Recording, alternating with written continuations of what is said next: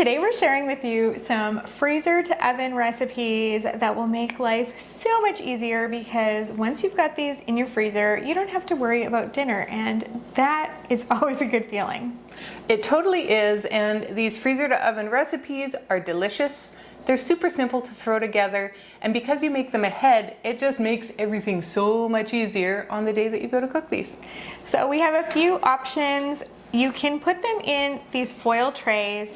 I buy a pack of these at Costco. It's a pretty big pack, and it does take me a year or so to go through that pack, but it's nice to have them at the ready. The benefit of this is, of course, that there are no dishes, because you can throw this out after. What I especially like this for is if you're taking something to a potluck or to a brunch, something like that, then this is just really easy for the host. It's easy for you. Nobody has to worry about returning dishes or anything like that.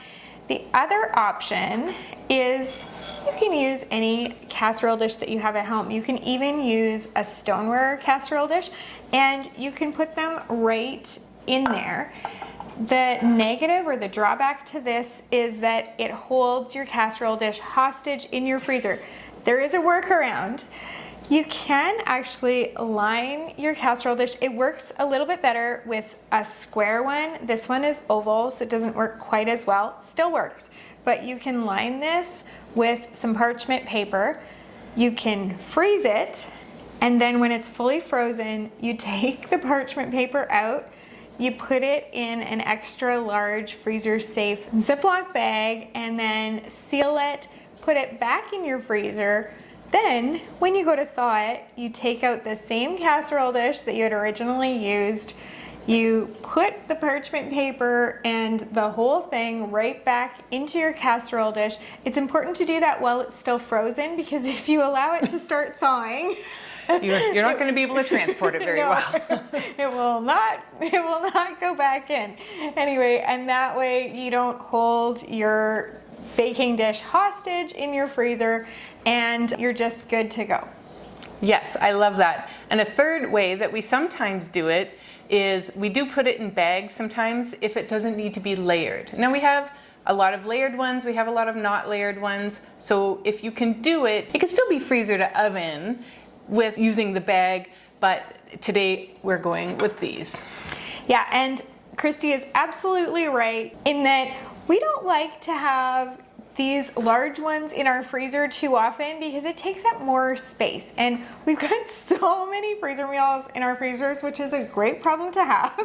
However, it does get tight on space when you're using the big guys. Yes, so by putting it into a bag, we're able to take up less space in the freezer, and often we'll do things like a frittata or even a hash brown casserole right into a bag, like Christy was saying. We've discovered that there's almost nothing that we actually need these for, except layered recipes like lasagnas or even lasagna roll-ups or enchiladas, anything that has to be laid out like that. And today we're doing like a stuffed shell recipe. Things like that do need to go in the pan. And sliders. And sliders. And we're doing sliders today too? We are, yes. And so you definitely want the pan for that, because that would be weird in a bag. It would be a little squishy. This first recipe is the sour cream noodle bake. It's kind of a newer one for us. We've only made it a time or two, but it's really tasty. It's got that creamy texture. It's very homey.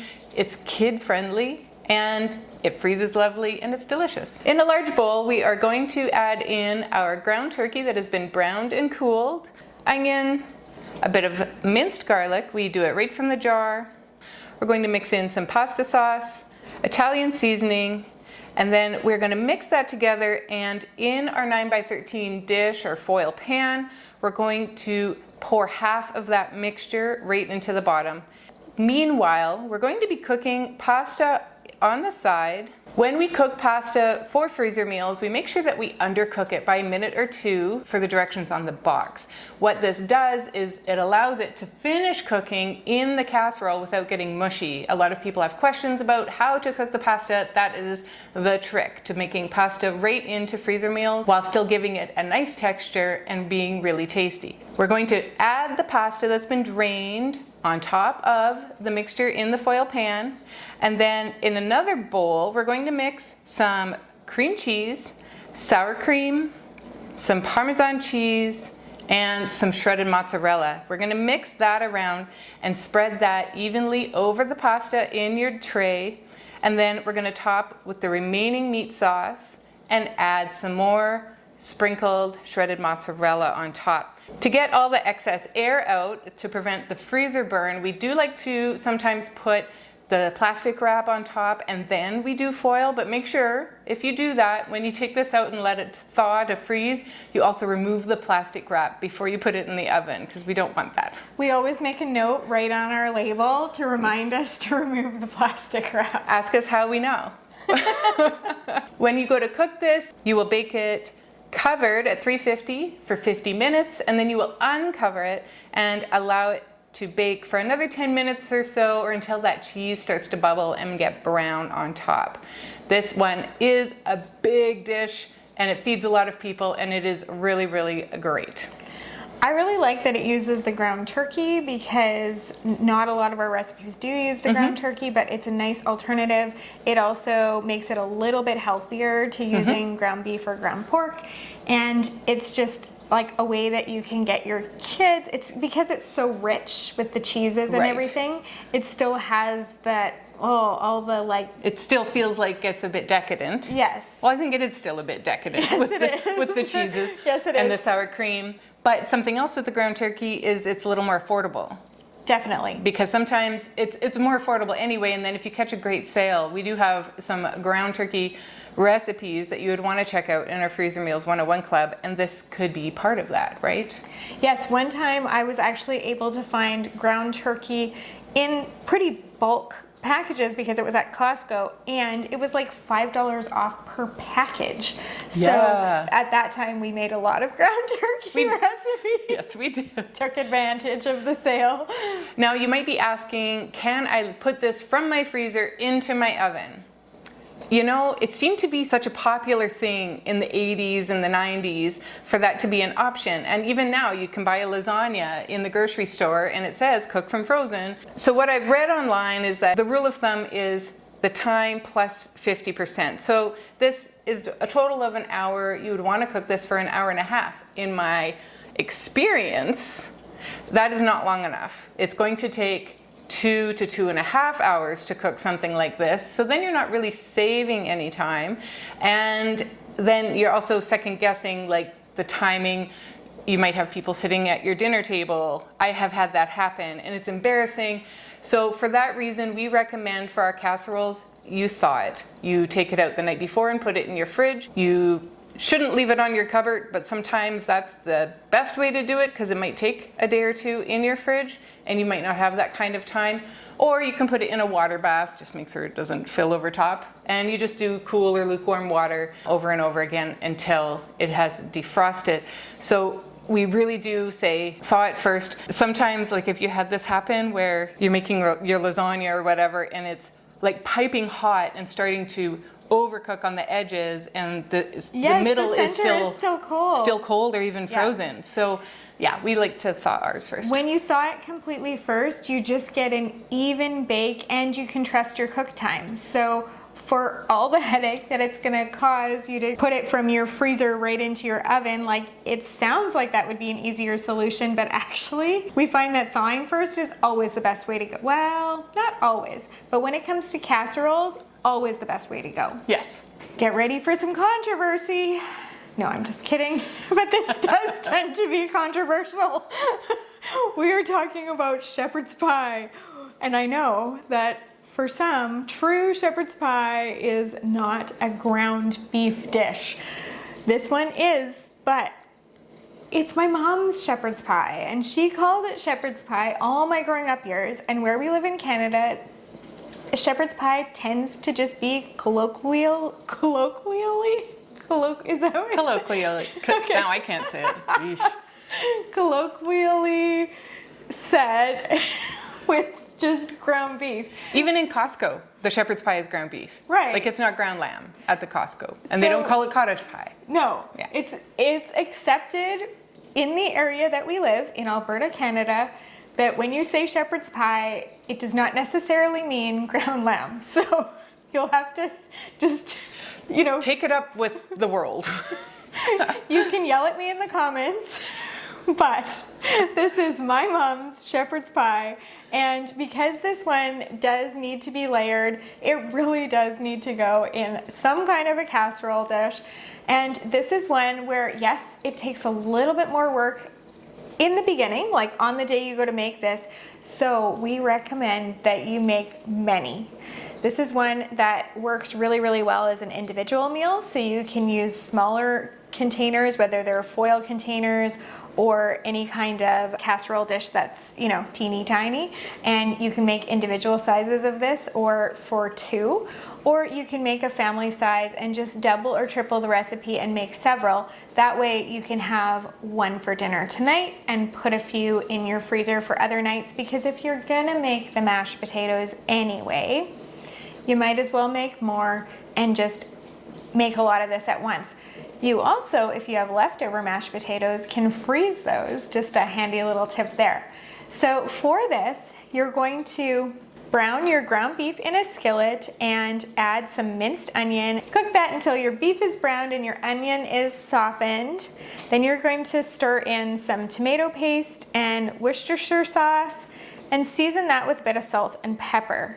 Then you're gonna put your beef mixture in the bottom of your casserole dish. And in a bowl, you're gonna mix together some cream corn and kernel corn. Layer this corn mixture on top of your ground beef. And then you're gonna cook your potatoes until they're soft, drain them, and mash your potatoes. You wanna add a little bit of butter as you go, and then stir in some sour cream and season your potatoes with some salt and pepper. Then you're gonna spread a layer of mashed potatoes on top of your corn layer and cover that with some plastic wrap and then foil. Again, making sure to put a note on your label to remove the plastic wrap, and you're gonna freeze that. When you go to bake this, you do want to thaw it fully, and then you can bake this at 350 for 1 hour. I grew up eating this recipe all the time. When our kids were really young, actually, my mom would sometimes gift us with a shepherd's pie, and it was so nice for me as a young mom to not have to worry about dinner. And the kids all loved even the leftovers of it. So I just have such fond memories with this shepherd's pie. And it does work if you want to use a ground beef veggie replacement. It works really well with that too. This next recipe is cheeseburger sliders. I had alluded to it earlier when we were talking about whether you could make something into a freezer bag or if you had to use a foil pan or a casserole dish. This one you definitely should use a foil pan or a casserole dish. You could do the thing where it freezes and you put it into the parchment paper and it freezes and you pop it in later. You can do that. And again, even though it doesn't seem like it would take long to defrost a pan of sliders of any kind. Bread is dense. Bread is much denser than we think it is. And it does take just as long to defrost one of these as it does that sour cream noodle bake. It's just the funniest thing. And I remember I always do this when I go camping. I take this because I have a trailer and I have an oven in my trailer. And so it's a nice one to have while you're camping. And the first time I tried to do it from frozen, it was one of those things where everybody is outside like gnawing on a log because they were so hungry. And I'm in there like, why isn't this cooking? And then it's like starting to get really brown on the outsides. And it was just thought, that's all I'm saying. That's all I'm saying. This one is a delight for everyone. It's always a hit. So here is how it is made. You take those dinner buns, you can buy them at Costco, you can buy them at regular grocery stores. You have a dozen of them. You cut them in half lengthwise and you open it up and you put the bottom of that into your foil pan. You're going to mix together your ground beef that has been cooked and cooled with some minced garlic, minced onion, Worcestershire sauce, and salt and pepper. Mix that around, and then in another bowl you want to mix together some mayonnaise, ketchup, and mustard all together in a bowl. I know it sounds weird, but I promise it's great. And then onto your buns that you have opened up, you're going to take that mayonnaise mixture and you're going to spread it on the top and the bottom of these buns in your open book of buns. Then you're going to sprinkle some cheese on the bottom part. You're going to spoon on the ground beef mixture. Then you're going to lay out sliced pickles on top of these buns. You're going to sprinkle the rest of your cheese, and then you're going to close the book and put the lid back on these. We brush the tops with melted butter and sprinkle with everything bagel seasoning, and then you top with foil and then freeze. You can put a layer of plastic wrap in there if you think these might be in your freezer for a while. And like I said, they will not last long if you bring these out and make them. You want to take that plastic layer off when you go to make them and allow it to thaw. And these you just bake at 375 for 10 or 15 minutes covered, and then you can take that foil off and allow them to bake for another 10-ish, 5 to 10, and the buns will crisp up with the butter. And man, they will not last long. I promise your family, anybody you feed these to will love them. They are very popular. They are very popular. And they have a 5-star rating in the Freezer Meals 101 Club. So, you know, and they're opinionated folks. Like, they will tell us if they don't like something. And I love that we have the rating system because it gives other people an idea, obviously, in the Freezer Meals 101 Club. Yes, and if you are not familiar with that, you can go to the description in the link below. It basically is our system for taking all the guesswork out of freezer cooking and simplifying your life. This baked ziti is another one of those like comfort meal casseroles. This really rivals baked rigatoni one that we have, although that one will always have a special place in my heart. It will, and it definitely will at our house too. We haven't made that in a long time. We haven't made either of these in a long time. It might be time. It is time. For this, you are again going to undercook your noodles, just a minute or two under what the package directions recommend, and then you're gonna drain those and add them into your casserole dish or foil tray. In a bowl, you're gonna mix some egg, ricotta, shredded mozzarella, shredded Parmesan, fresh basil, Italian seasoning, red pepper flakes, salt, and pepper. You're gonna add that ricotta mixture into the pasta in your casserole dish. Then you're gonna add some pasta sauce, or you can use our red sauce from the club, and some browned and cooled Italian sausage. Then you're gonna stir that all together right there in your casserole dish. You're gonna top it with some more mozzarella cheese and a little bit more Parmesan. You're gonna cover that with plastic wrap. You can put that layer right down, right on top if you want to just get some extra protection from the freezer burn. And then you're gonna top it with foil and get that in your freezer. On the day you go to make this one, you thaw it again, and then you're gonna remove that plastic wrap, put the foil back on, and you're gonna bake this at 375 for 25 minutes. You're gonna uncover it and bake it for another 5 to 10 minutes, just until that cheese on top melts. This one is so good, and it is a complete meal. If you want, you could serve it with a side salad or a Caesar salad. But yes, this one is definitely worthy of serving to company, or even serving, like if you are going to a potluck or hosting, you could absolutely serve this one. I have made the other one we were talking about. I have made that one many times for my son's birthday.